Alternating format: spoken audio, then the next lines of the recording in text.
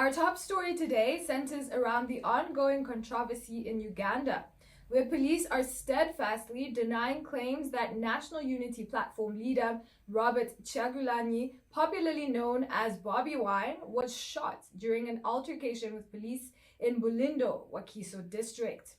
This incident has sparked a flurry of reactions, both locally and internationally, as the battle for truth unfolds in the shadow of Uganda's complex political landscape.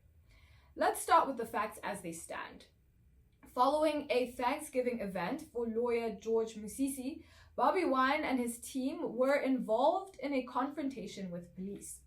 The altercation led to Bobi Wine sustaining injuries, and he has since been admitted to Nsambia Hospital. However, the circumstances surrounding those injuries are hotly disputed.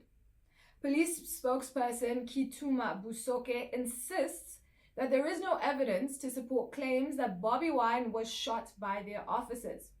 According to Busoke, Bobi Wine's team defied police advice against holding a procession, leading to a fracas where the opposition leader was reportedly injured.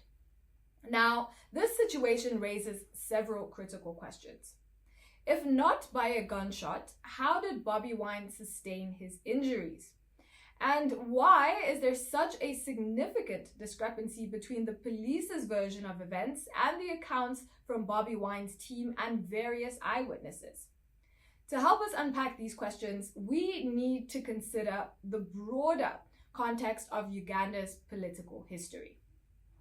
Uganda's political environment has long been fraught with tension, especially between the government and opposition figures.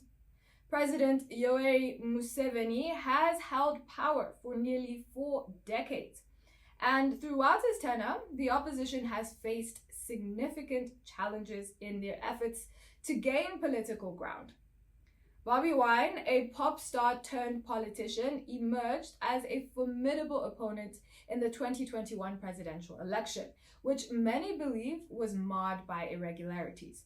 Since then, his political activities have been closely monitored and frequently disrupted by state forces.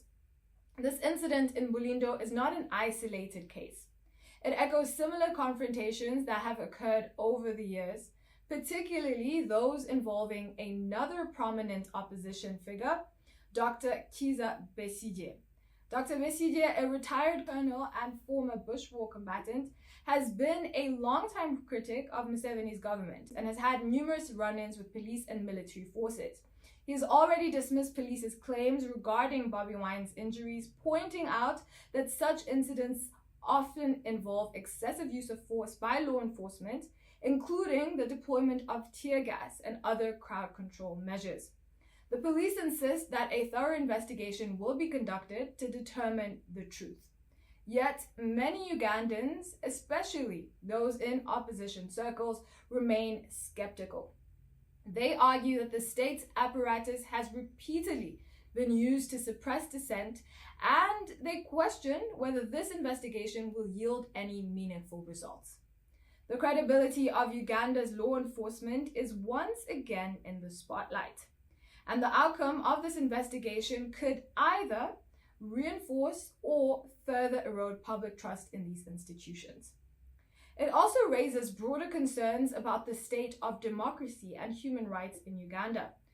In conclusion, this story is still developing, and we will continue to monitor the situation closely.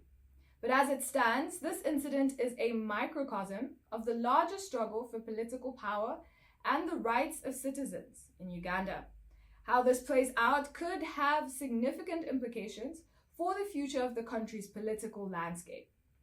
Is this yet another case of state-sponsored aggression, or is there more to the story? We will continue to monitor this developing story and more. Stay connected with us here on the African News Network, on our website, mobile app, and social media platforms. I'm Cynthia Nihuandi. Thank you for joining us.